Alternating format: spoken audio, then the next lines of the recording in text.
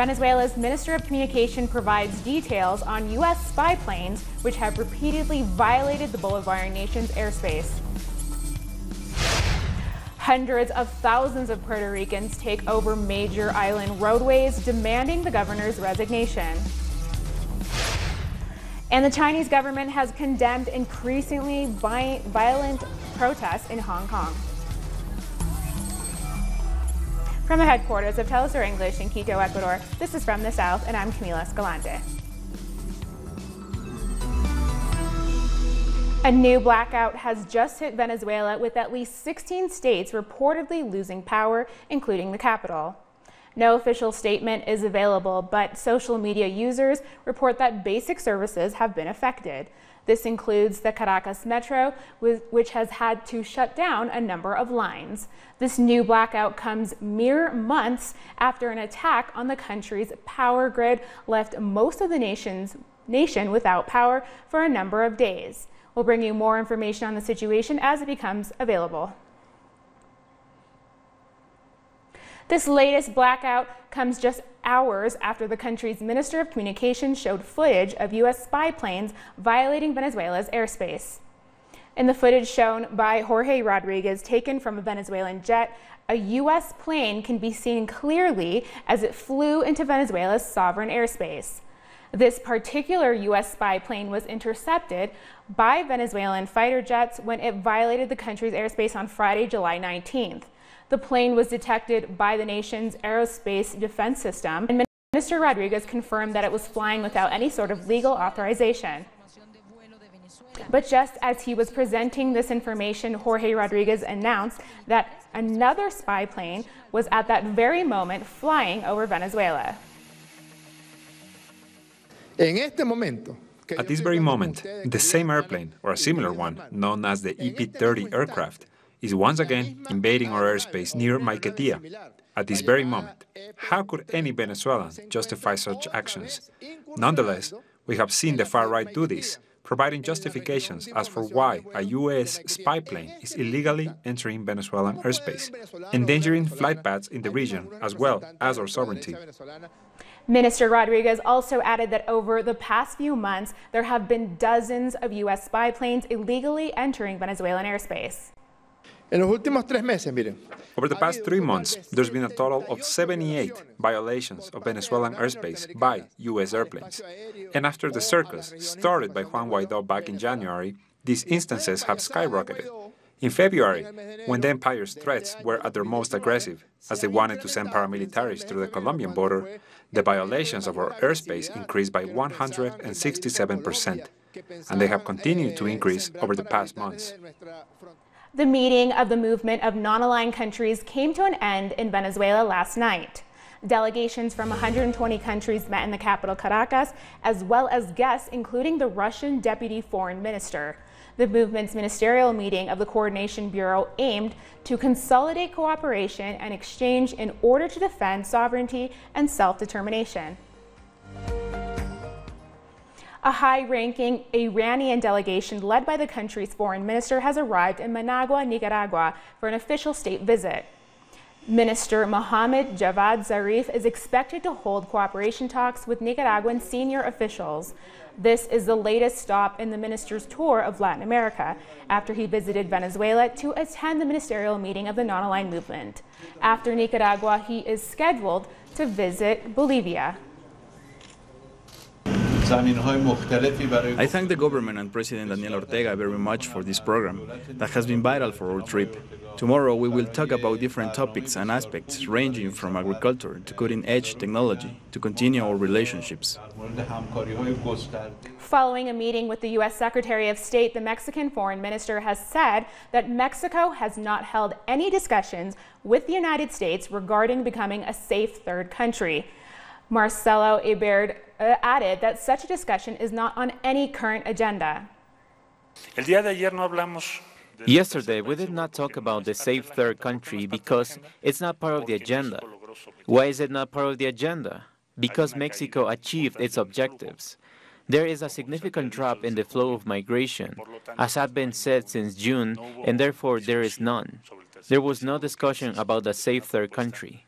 which I insist is a proposal that was not on the table at some point, because in those days it was a very difficult situation, but we did not accept it.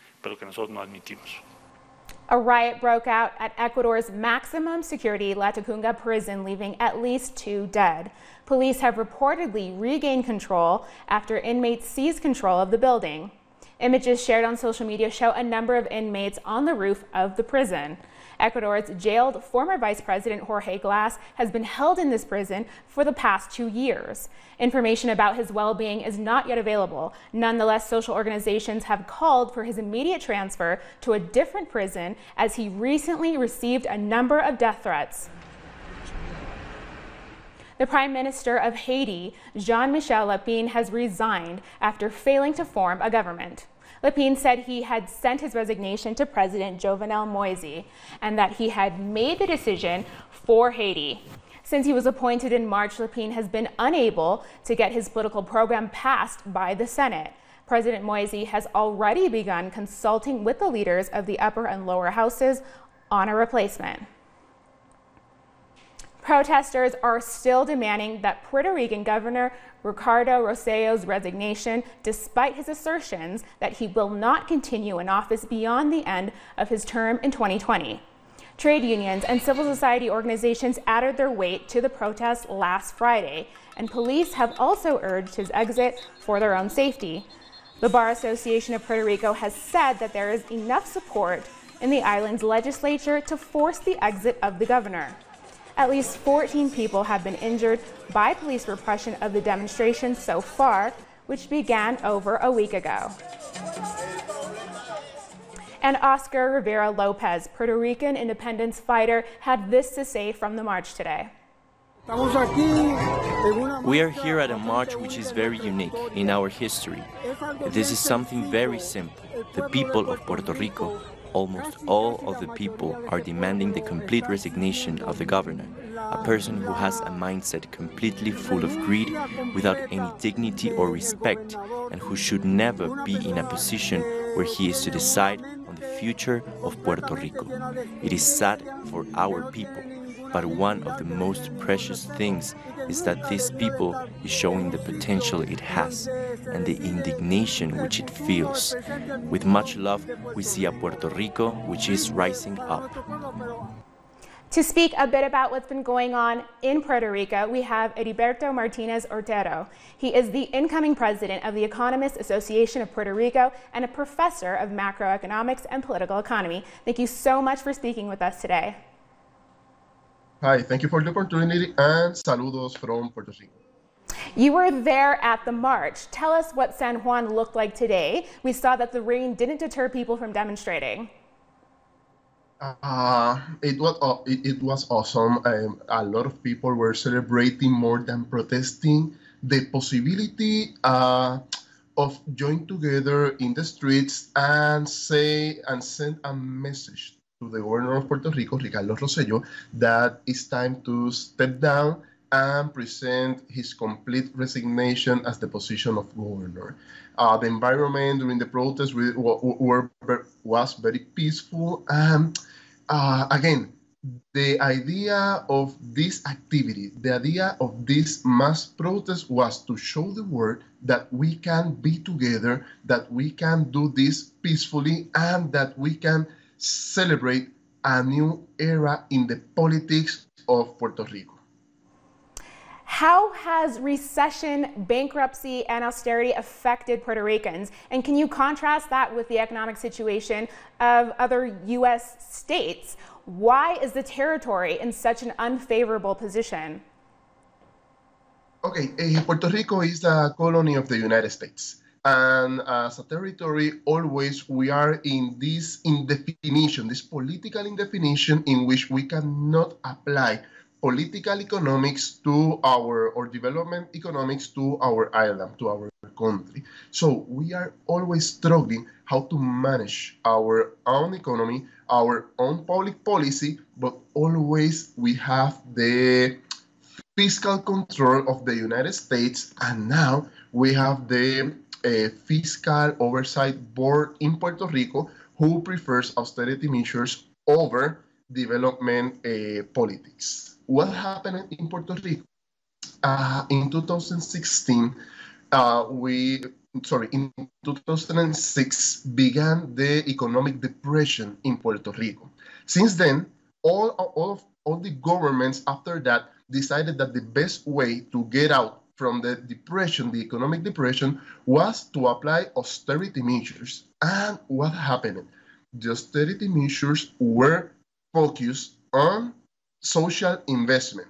The University of Puerto Rico, the healthcare system, the school system in Puerto Rico, the Department of Education, but at the same time, the government was increasing the money of the public budget for private contractors. So what that means? Puerto Rico today is in a huge depression, in a social and economic situation that is very severe, and we need a new government with new politics, different and very, very far away from the austerity measures. What happened at the end? When after the Hurricane Maria, the government didn't have the money to cover all the social disaster and destruction that happened in Puerto Rico. And now we are facing a general situation in which we need the money of the welfare state on the United States and the money in Puerto Rico, the money of the Puerto Ricans on the public budget is used more for corruption than for social investment. Now, you've described how the per capita income in Puerto Rico is almost half of that of the poorest state in the mainland U.S., Mississippi. Labor participation is much lower in Puerto Rico. Tell us a few of those numbers.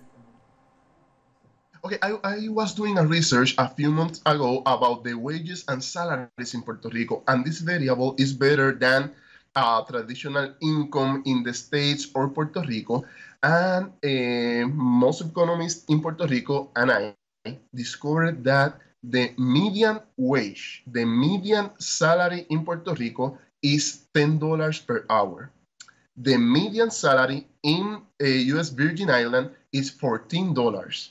The mean salary in Guam, another US territory in the Pacific, is $14 per hour.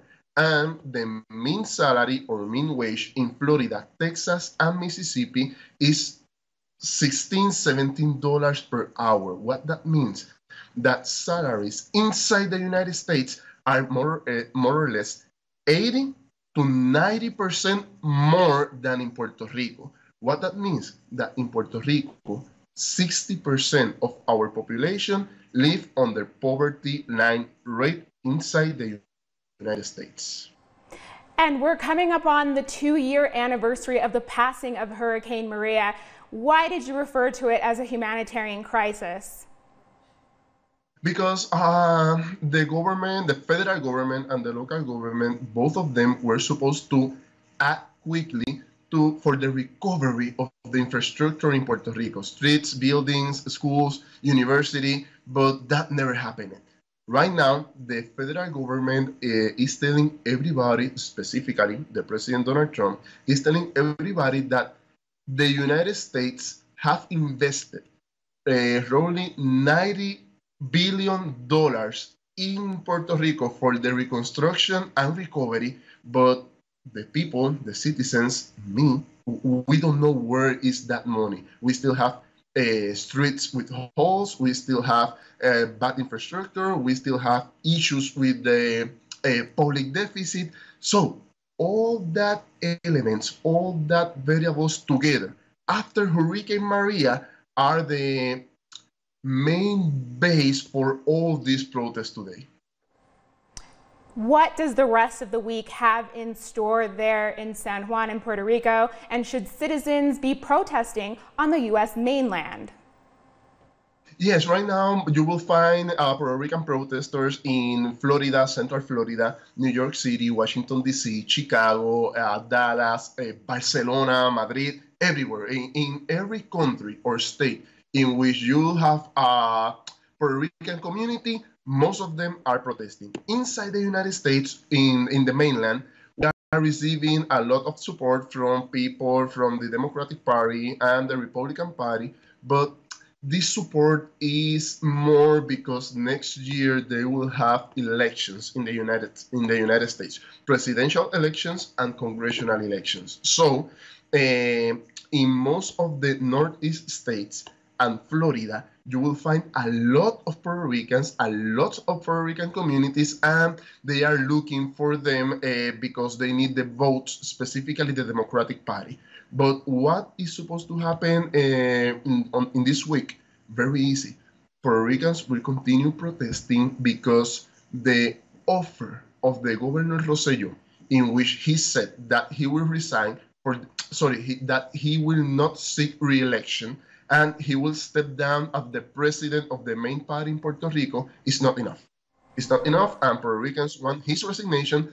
And this is, in my personal opinion, this is the first time in history in which you will find a consensus among all the Puerto Ricans. In the activity today, in the protest today, you will find there people from the main party or the government party, all the opposition, and normal citizens who just want to live better in our country, in Puerto Rico. Thank you so much for filling us in on the situation there in Puerto Rico. Our guest is Roberto Martinez Ortero, the incoming president of the Economists Association of Puerto Rico and a professor of macroeconomics and political economy. Now we head to a break. Join us again in a minute.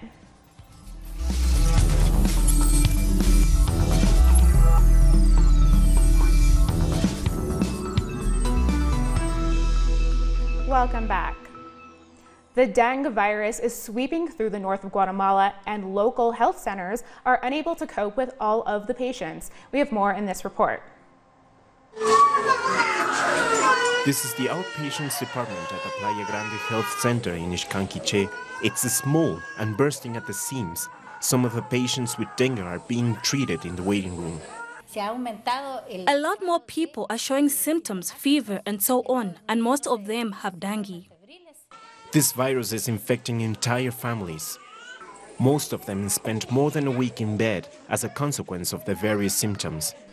You get itching on your arms, which leave little purple patches, as well as a very high fever. Those are the symptoms of the dengue virus. Even voluntary firefighters have been called out to help patients with hemorrhagic dengue. But although the symptoms seem clear, the health staff can't record them as dengue cases until the central laboratory confirms them. The patients who have symptoms such as body pains, aching bones, fever, and nose bleeding are sent to the health center. Those tests cannot be done here. They have to be done at the central laboratory. So we are not allowed to say if it's dengue or not. The dengue virus is transmitted by the Aedes mosquito, but the disease prevention staff don't have the equipment they need to combat it. All we have are these 3 little sprays. They do the job more or less, but it's really not enough. The authorities have confirmed 17 deaths from dengue in Guatemala so far, but that doesn't include those who die in remote communities. The latest report from the Health Ministry says that more than 6,200 suspected cases of dengue had been recorded across the country.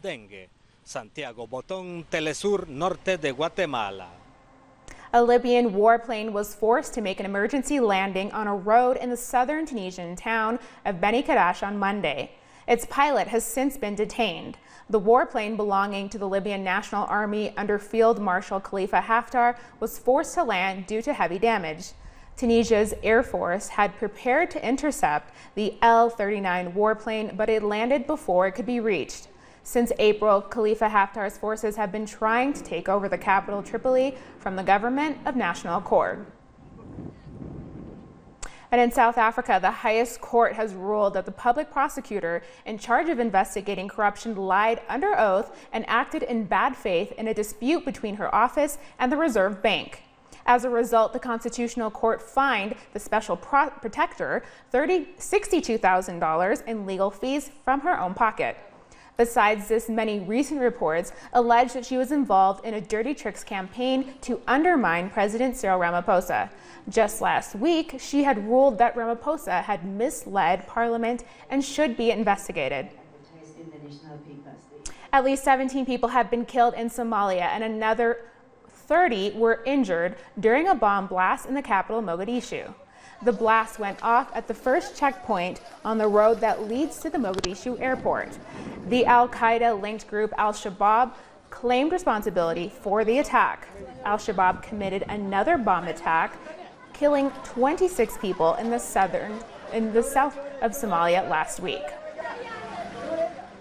One person was killed when Nigerian police clashed with Shiite Muslim protesters in Abuja.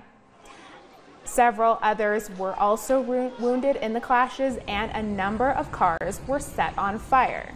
According to authorities, police fired at protesters because they were turning violent.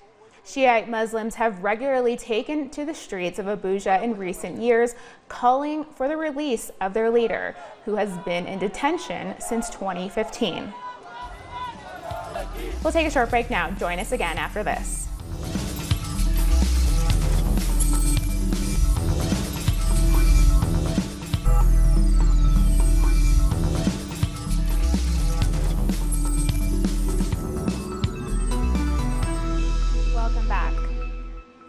China has condemned ongoing protests in Hong Kong, saying that they are testing the limits of one country, two systems. The Chinese Foreign Ministry condemned the behavior of protesters, which it said had become exceedingly radical. Hong Kong's chief executive Carrie Lam also condemned recent protests, calling them a challenge to national sovereignty.